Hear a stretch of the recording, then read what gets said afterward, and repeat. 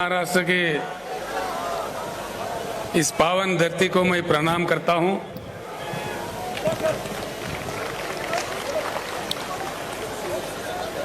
महाराष्ट्र राज्य के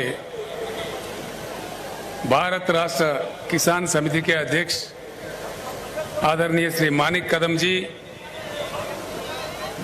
सीनियर नेता लोहा के एक्स-एमएलए श्री शंकर अन्ना दोंगड़े जी, श्री अन्ना साहेब माने पाटिल जी,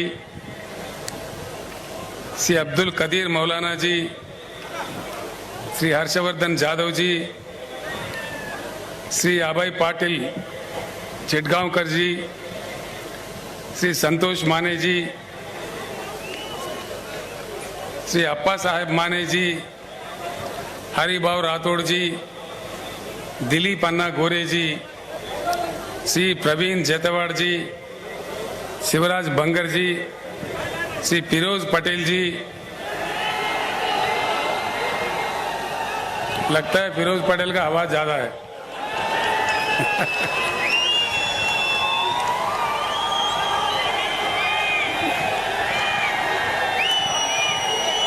श्री विजय प्रकाश तोम्बारे जी, श्री बाला साहेब सनाप जी,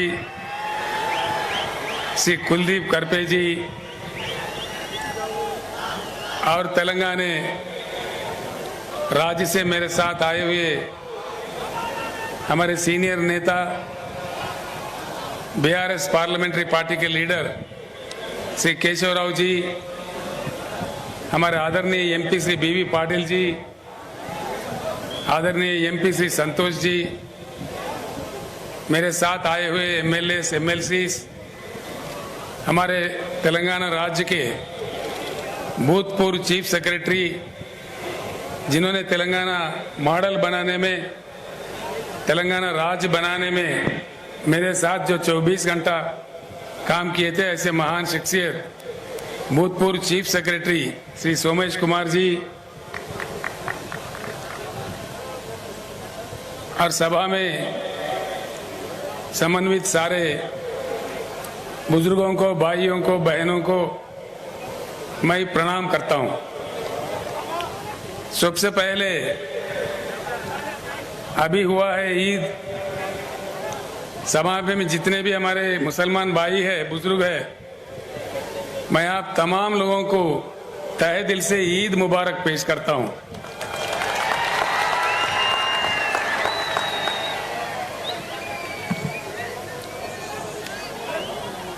इन दिनों में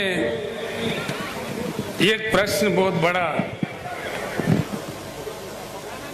जो देश के दानिशमंद लोग हैं, जो बुद्धिजीवी है, उनके भीतर में और मेरे मन में भी एक बहुत बड़ा प्रश्न उठ रहा है। आज हमारा देश इतना महान ऐतिहासिक परंपरा रखने वाला एक महान देश जो हमारा भारत है, एक प्रश्न, मौलाना जरा गड़बड़ कम करना था, वो ठीक है, थोड़ा गड़बड़ बंद करो जीवन। इतने महान देश का आज का हमारा देश का लक्ष्य क्या है? भारत का कोई गोल, कोई लक्ष्य है या भारत अपना लक्ष्य खो बैठा है? ये प्रश्न मुझे खाया जा रहा है कई दिन से। ये कौन है भाई?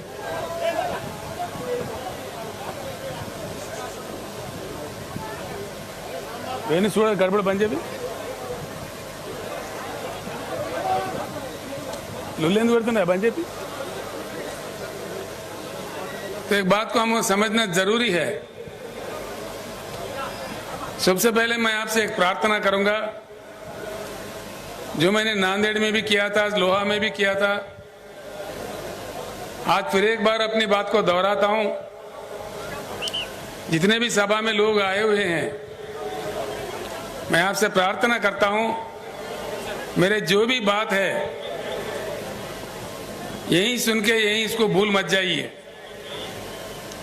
आप अगर शहर से हो, आपके बस्ती में जाने के बाद, आप अगर देहात से हो, अपने गांव जाने के बाद अपने लोगों के भीतर इसका चर्चा जरूर कीजिए और सच जानने का कोशिश कीजिए। इतना मैं आपसे प्रार्थना करता हूं। आज मैं जो भी कहूंगा, क्या ये अच्छा है बुरा है, देश के लिए, हम सबके लिए, जरूर अपने अपने गांव में या शहर के अपने अपने बस्तियों में अपने साथियों के साथ, अपने घर वालों के साथ, अपने बस्ती वालों के साथ दया करके चर्चा कीजिए, ताकि बात निकल आ जाएगी। सत्य क्या है, हकीकत क्या है, हमें समझ में आ जाएगी। अगर भारत अपना लक्ष्य खो बैठा है, गुमराह होकर भटक रहा है, तो कहां पहुंचेगा देश? इतनी बड़ी जनसंख्या, सारे दुनिया में सबसे बड़ी आबादी, बिना लक्ष्य का समाज, बिना लक्ष्य का देश का अंजाम क्या होता है और वो कहां पहुंचता है? ये किसका पाप है? हो क्या रहा है देश में? कुछ होना है या ऐसे ही पड़े सड़े रहना है? बात, सवाल हमारे सामने ये है। भारत का कोई नया लक्ष्य, कोई नया चेतना, एक नई सवेरे कस्तैब, एक नई उमंग से आगे बढ़ना है या ऐसे ही पड़े रहना है? सवाल इस बात का है। 75 साल हो गए देश आजाद हो गए। मैं सुन रहा था आज सुबह से, यहां से हमारे जीवन रेड्डी एमएलए, हमारे वेणुगोपालाचार्य जी, हमारे पाटिल साहब, जितने भी लोग हैदराबाद से आके यहाँ काम कर रहे थे, वो लोग मुझे मैसेज भेज रहे थे। मुकामी लोगों से भी मेरा बात हुआ। शहर में 8 दिन में एक बार पानी आता है। प्रकाश पोहरे जी जो देशोन्नति के मालिक है, मेरे साथी है, अकोला से आए हैं, उनसे भी मैंने मालूम किया तो वो भी कह रहे थे कि अकोला में भी यही हालत है। फिर कहां ठीक है? महाराष्ट्र राज्य में इतने नदियां निकलते हैं, शायद ही किसी राज्य से हिंदुस्तान में नहीं निकलते। गोदावरी है, कृष्णा है, पेनगंगा है, वेनगंगा है, मंजीरा है, भीमा है, घटप्रभा है, पंचगंगा है, मूला है, प्रवरा है, कितने कितने नदियां निकलते हैं। इतने नदियां निकलने वाले एक बलवान financial capital of India Mumbai साथ रखने वाले राज्य पीने का पानी नहीं दे सकता। ऐसे हालात में भी हम लोग क्या मुतमैन हैं? दया करके सोचिए, जनता क्या मांग रहे है? कोई सोने का ईंट थोड़ी मांग रही है, चांद सितारे थोड़ी मांग रहे हैं। पीने का पानी भैया। इतनी लंबी लंबी भाषण के बाद, इतनी सरकारें बदलने के बाद, क्या हंगामा, सियासी हंगामा देखने के बाद पीने का पानी तक हमको फराहम नहीं होता। ऐसी भारत आगे भी रहना चाहिए या बदलना चाहिए? बेरोजगारी बढ़ रही है, लाखों उद्योग बंद हो रहे हैं, लाखों श्रमजीवी जो उसमें काम करते हैं, कामगार लोग रोड पे आ रहे हैं, और देश में पूरा जातिवाद, धर्मवाद, लिंग भेद खेल रहे हैं हमारे आंखों के सामने। रोज बरोज हम देख रहे हैं। जो धनवान है, अमीर है, और अमीर होते जा रहे। एक ही साल में 10 लाख 12 लाख करोड़ के करोड़ोपति अरबोपति बन रहे। जो गरीब है और गरीब होते जा रहे। ये सब कड़वे सच है, आपके हमारे आंखों के सामने है। ये कोई मैं कहानी नहीं बता रहा हूं, जो रोज हमारे को देखने को मिलता है। ये कोई माने या ना माने, ये कड़वा सच है। तो ये सारे जो भी चल रहा है ऐसा ही चलना चाहिए या इसका कुछ इलाज होना चाहिए? इलाज होना चाहिए। किसी भी देश में कभी कोई बीमारी लगती है, कभी कोई बीमारी लगती है, सुधारने वाले डॉक्टर होते हैं उस समाज के, उस देश के दानिश्वर, बुद्धिजीवी, उस देश के, उस समाज के युवा शक्ति, जिनके पास खून, जिनके खून में ताकत होता है, यही डॉक्टर्स होते हैं। नौजवान भाइयों को मैं प्रणाम करके पूछता हूं, हम लोगों को तो उम्र गुजर रहा है, लेकिन ये कल का देश आपका है, भविष्य आपका है। आप ऐसे ही पड़े रहोगे या कुछ उज्जवल रास्ता बनाओगे, फैसला कीजिए। और एक बात पक्का तय करके चलिए, हमारी जो समस्या है किसी भी दिन ये हमको ही सुलझना पड़ेगा। कोई अमेरिका से नहीं आएगा, कोई रूस से नहीं आएगा, कोई दूसरे देश वाले आके हमको नहीं सुधारेगा। सवाल यह है कितने जल्दी हम जाग जाए उतना ही हमारा सुधार होगा। जितना हम लेट कर दिए और बड़े अन्याय का सामना हमें करना पड़ेगा। एक ही बात सोचिए, हिंदुस्तान में कई महान किसान नेता पैदा हुए, कई लोग। सर छोटूराम जो आजादी से पहले पंजाब राज्य में काम कर रहे थे, उत्तर प्रदेश में महेंद्र सिंह टिकैत काम कर रहे थे, यहां अपना महाराष्ट्र में शरद जोशी के नेतृत्व में कई लोग, लाखों लोग काम कर रहे थे। कर्नाटक में प्रोफेसर नंजुंडा स्वामी, तमिलनाडु में नारायण स्वामी जी, पंजाब में राजोवाल जी, और मंच पर बैठे हुए हमारे भारत किसान समिति का राष्ट्रीय अध्यक्ष श्री गुरनाम सिंह चढ़ोनी जी, ये सारे लोग लड़ते रहे। आखिर एक बात सोचिए, हिंदुस्तान में अगर लोकतंत्र है, लोकशाही है, तो 13-13 महीने किसानों को क्यों दिल्ली में, देश के राजधानी में धरना करना पड़ता है?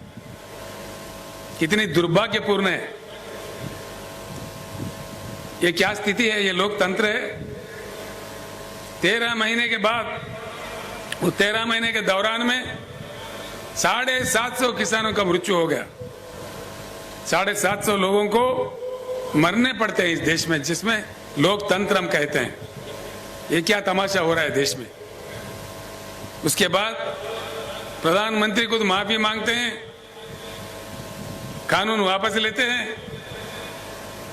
अभी और 13 महीने गुजर गए, होता कुछ नहीं है। क्या ये लोकतंत्र है, लोकशाही है? किसानों का ये मान्यता है? मतलब क्या है? कुछ ना कुछ दाल में काला है। ये बात मैं किसी और जगह कहा तो वो लोग कह रहे थे दाल में काला है, ये पुरानी बात है भैया, अब तो पूरा दाल ही काला है। तो मतलब क्या है? जरूर कुछ इलाज की जरूरत है, कुछ ना कुछ परिवर्तन की जरूरत है। भारत को बदलना चाहिए, बिल्कुल बदलना चाहिए। भारत को परिवर्तन बहुत आवश्यक है, बहुत जरूरी है। जब तक हम परिवर्तित नहीं होंगे, हमारा किस्मत नहीं बदलने वाला है। एक उच्च गुणवत्ता वाली परिवर्तन, यानी कि एक पार्टी हार गया, दूसरा पार्टी जीत गया, ये परिवर्तन नहीं होता भाइयों। उच्च गुणवत्ता वाली, जिस चुनाव के दरमियान, जिस चुनाव के जरिए जनता जीतती है, जनता मांगे सफलता मिलती है, वो सही जीत होता है। पार्टियों का जीत नहीं होगा। पार्टियां तो कहीं जीता है हमने, कहीं जीते, एक गया, दूसरा है, तीसरा है, चौथा है, कितने को जीता है अब तक हम लोगों ने? कितने पुड़ारी आए इस देश में, कितने नेता आए, कितने पार्टी आए, लेकिन समस्या जस के तस, समस्या का कोई समाधान नहीं। जिस देश में हर दिन सौों की संख्या में किसान आत्महत्या कर रहे हो, जिस राज्य में, जिस पावन धरती पे मैं खड़ा हुआ हूं, इतने नदियां निकालने वाले इस महाराष्ट्र राज्य में अभी हमारे शंकर अन्ना बता रहे थे, रोज 6-7 किसान आत्महत्या कर रहे हैं। या प्रधानमंत्री को या राज्य के नेताओं को क्या पड़ी है? वो लोग तो अफ्रीका से शेर ला के दिखा रहे हैं हमारे। अरे भाई, ये हमारे किसान शेर मर रहे बोले तो देखो देखो, ये अफ्रीका का चीता है, ये नामीबिया का शेर है, इसको देख के खुश हो जाओ। क्या समझ में आता है? समस्या का वो समाधान नहीं है। इसीलिए मैं हमारा समस्या का समाधान नहीं मिलेगा, तैयार होना चाहिए।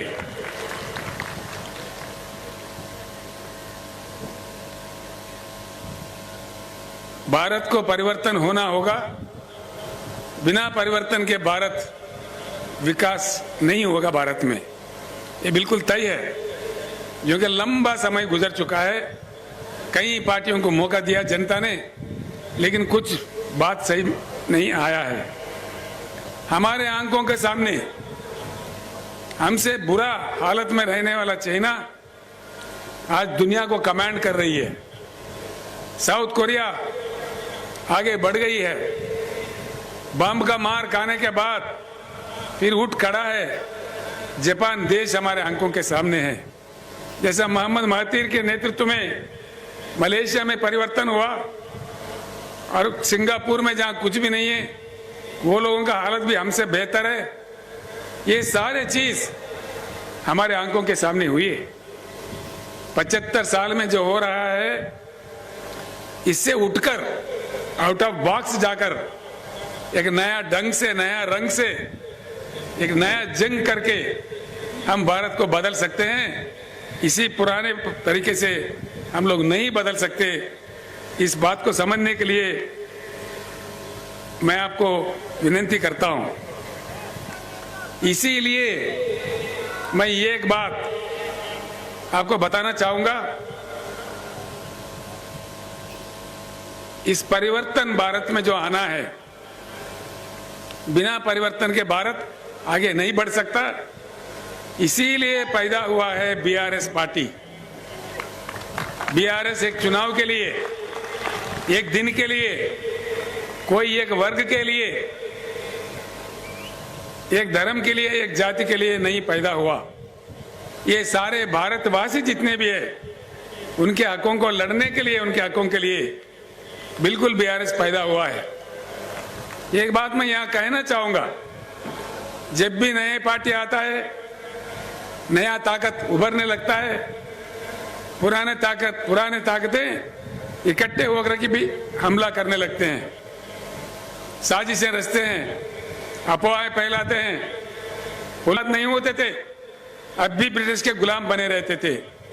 इसलिए मैं कहता हूं, फानूस बनकर जिसकी हिफाजत हवा करे, वो शमा क्या बुझे जिससे रोशन खुदा करे।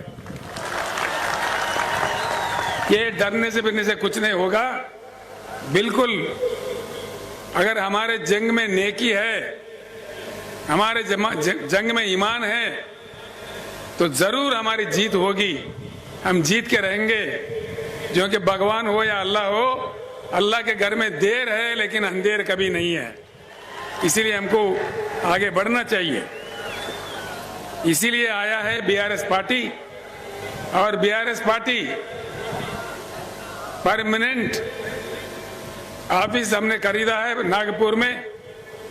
हमारे अभय भाई और लोग यहाँ पे भी परमानेंट ऑफिस खरीद रहे हैं, कोई किराए वाला नहीं, बिल्कुल परमानेंट।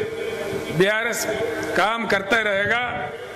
जब तक भारत पूर्ण परिवर्तन नहीं होगा, तब तक ये लड़ाई जारी रहेगा।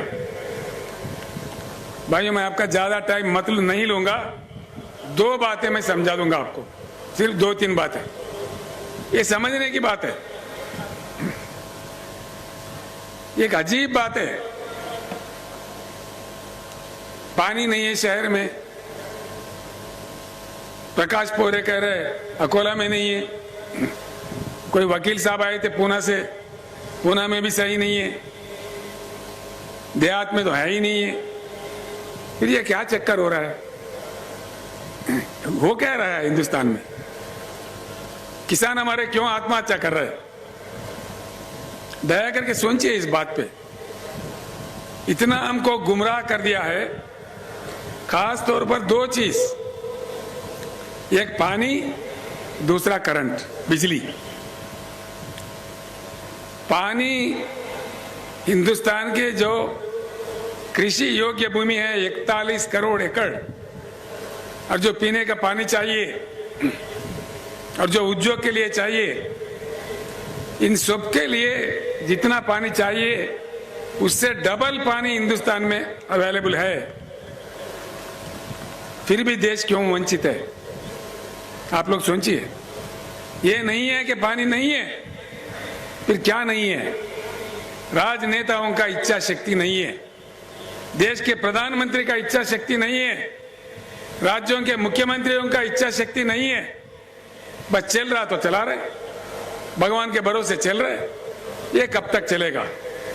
ये किसानों का आत्महत्या रुकना चाहिए। ऐसे हम शमशान जाते रहे। बस इसमें खास तौर पर पहले से लेके अब तक एक नेहरू साहब के जमाने में कुछ मनसूबा बनते थे, कुछ प्लानिंग होता था। उसके बाद में केंद्र सरकार जो भी पार्टी का बने, जो भी बने, उनके नालायकपन से आज देश सफर कर रहा है, इसमें कोई शक नहीं है। देश में जो उपलब्ध है पानी, जो हमारा अपना संपत्ति है, जो जनता के हक में है, ये समंदर में बहे जा रहे हैं और हमारे सरकारें तमाशा देख रहे हैं। देश में अगर पानी सही तरीके से सिंचन के लिए, पीने के लिए, उद्योग के लिए, अन्य चीज़ों के लिए आना चाहिए तो बढ़िया बांध बनाना चाहिए, बहती नदियों को रोकना चाहिए। एक बात मैं आपको बताता हूँ, आप शायद विश्वास भी नहीं कर पाओगे। जिम्बाब्वे एक देश है, बहुत छोटा देश है, जहाँ 6,500 टीएमसी का रिजर्वायर है। 6,500। पैटर्न जो जयकवाड़ी है, यहाँ से नजदीक में है, आप तमाम लोग देख चुके हैं। 100 टीएमसी है उसका, यानी कि जिम्बाब्वे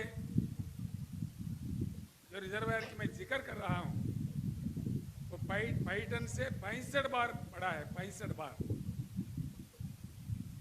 हिंदुस्तान बाढ़ भी देख चुका है, सूखा भी देख चुका है। जिम्बाब्वे जैसे हमारे पास कम से कम 3-4 रिजर्वायर तो होना चाहिए देश को बाढ़ से बचाने के लिए, सूखा से बचाने के लिए, लेकिन नहीं करते। पानी का तमाशा, पानी रखते हुए देश को नहीं दिया जा रहा है। इसके बीआरएस का ये लक्ष्य है, पूरे देश में आज जो पानी की पॉलिसी है इसे बंद करना चाहिए। नया रचना, नया कानून जब तक नहीं लाया जाएगा, ये तमाशा ऐसा चलते रहेगा।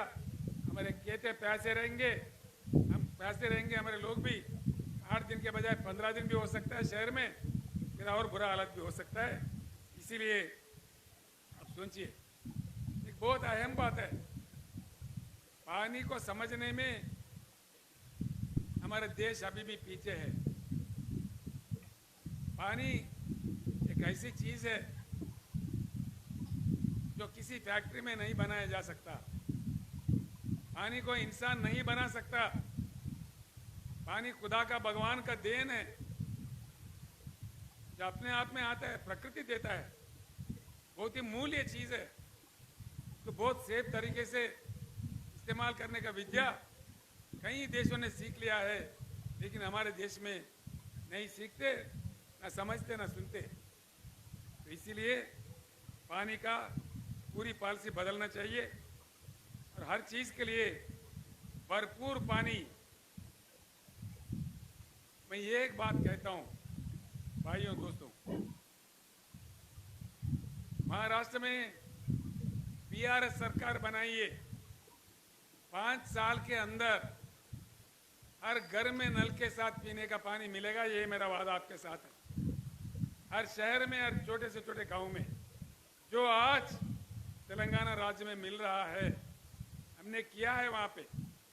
हर घर में हैदराबाद के जो बड़े अमीर, बड़े बड़े धनवान अरबोपति रहने वाला जगह जो जुबली हिल बंजारा, धनवान अरबोपति रहने वाला जगह जो जुबली हिल बंजारा हिल्स है, वहाँ का पानी वहाँ के अमीर जो पीते हैं, आदिलाबाद जिला का गोंड भी वही पानी पी रहा है। और ये बात महाराष्ट्र में भी संभव है। और ये भी मैं आपको वायदा करता हूँ, जितना जल्दी हो सके उतना जल्दी हर एकड़ में भरपूर पानी किसानों को दिया जाएगा। ये मैं वायदा करता हूँ आपसे, जो आज तेलंगाना में हुआ है।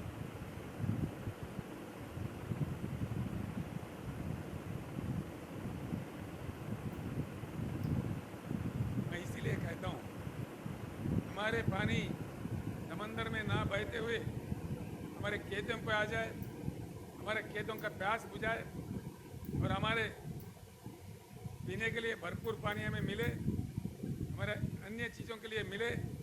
ये करना बहुत ज़रूरी है।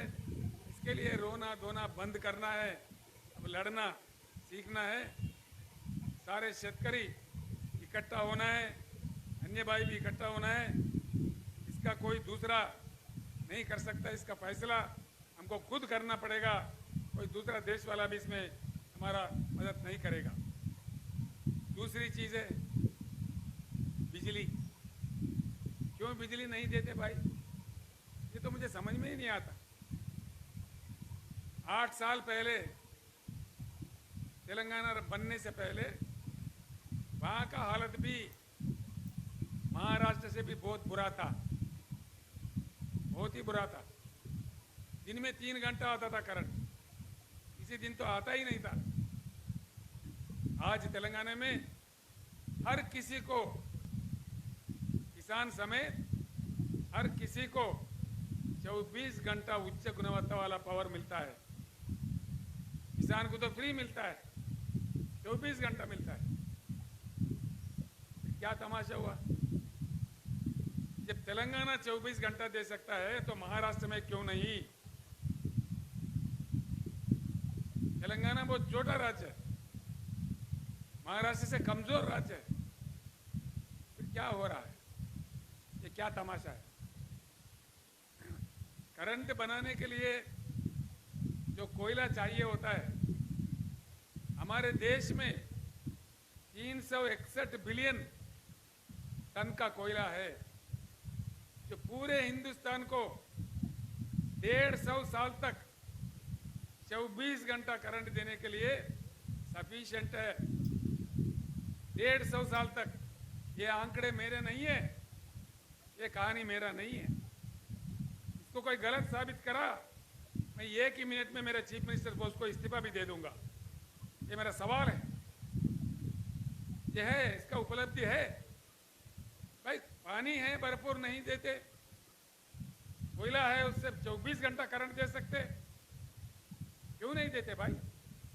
क्या मजाक बना दिया? बिजली के बिल बढ़ाओ, प्राइवेट दे दो, किसका बाप का जागीर है, प्राइवेट दे दो, जो मर्जी दे दो। कैसे दे रहे?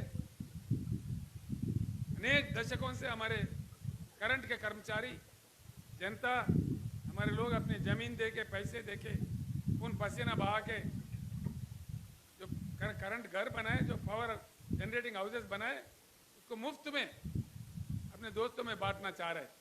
Power privatisation. मैं एक ही बात कहता हूं, भगवान का दया होगा तो अगली सरकार बीआरएस का बनेगा, हर चीज हम वापस लेके रहेंगे।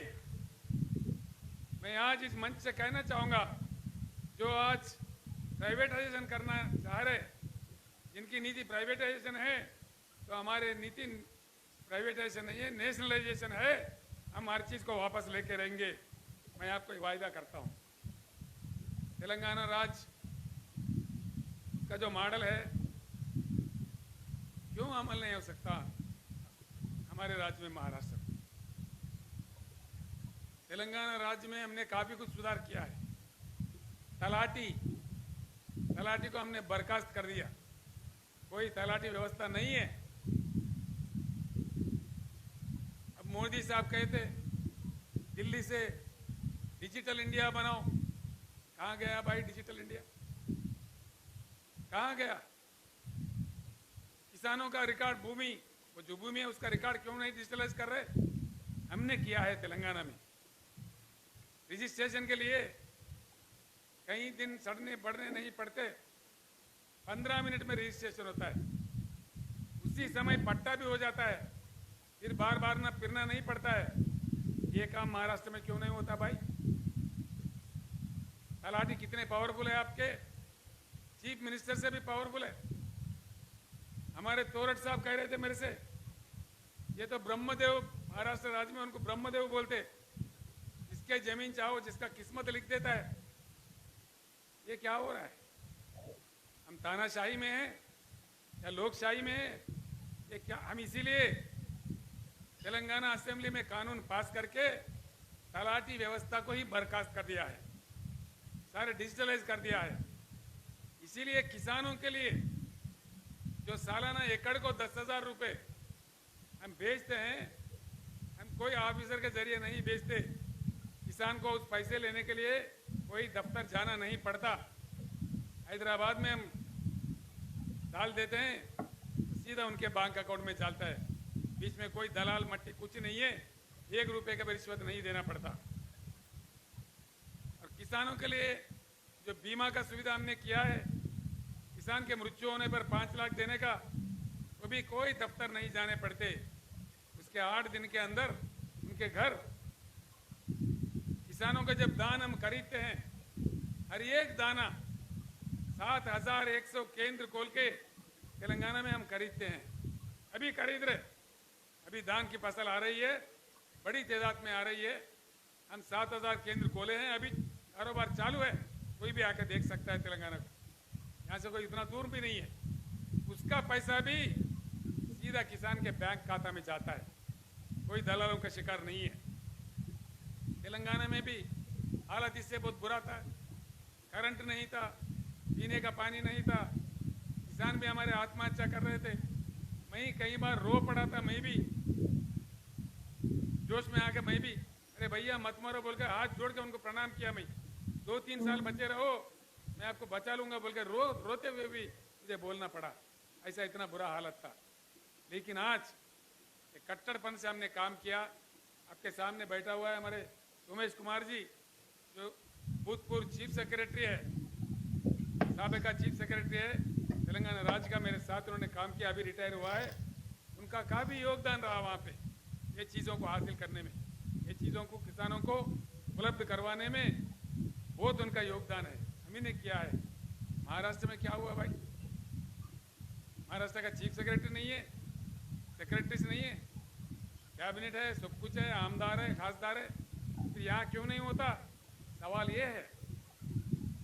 मैं आपसे प्रार्थना यही करूंगा, इसीलिए इन चीजों के मद्देनजर ही मैंने आवाज दिया है, मैंने पुकारा है, अब की बार किसान सरकार।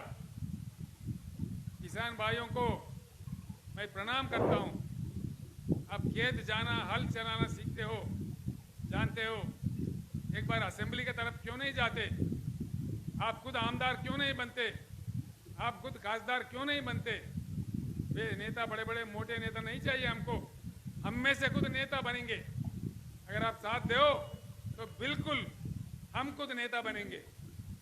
किसान भाइयों को मेरा एक अपील है, अगर आप नहीं कर पाओगे, मैं सारे महाराष्ट्र किसानों को यहां से आवाज दे रहा हूं, आगामी जिला परिषद चुनाव आपके हाथ में है।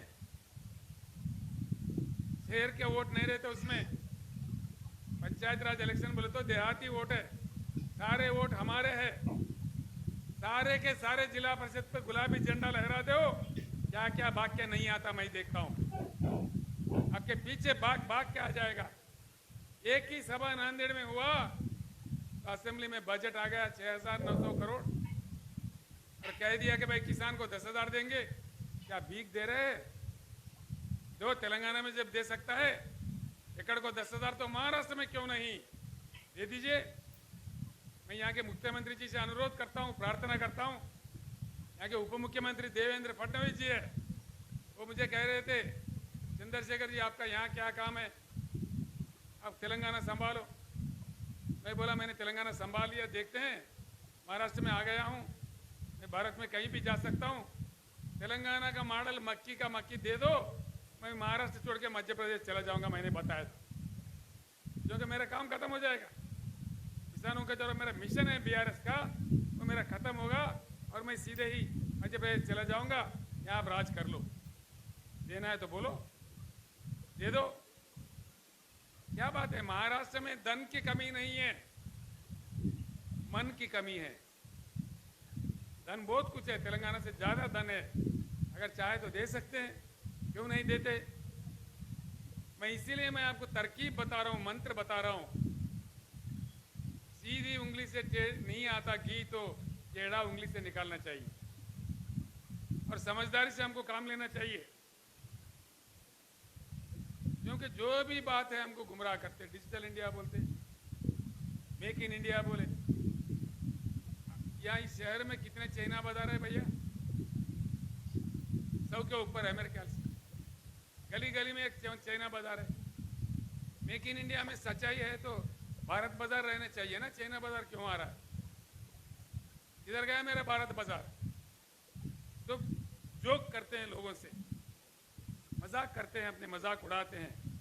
Make in India joking India हो गया, डिजिटल इंडिया का एक मजाक हो गया।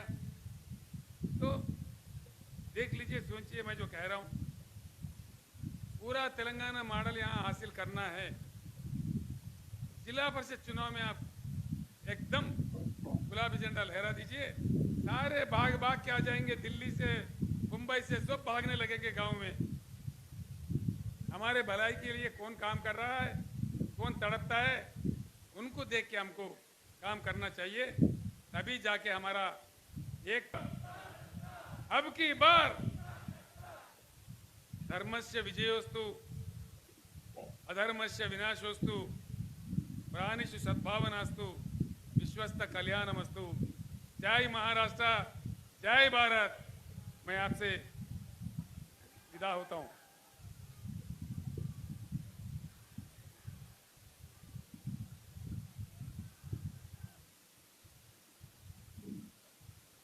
तुम भी देखो हम भी देखें, मिलकर सारे देखेंगे कल का भारत कैसा होगा। चांद सितारे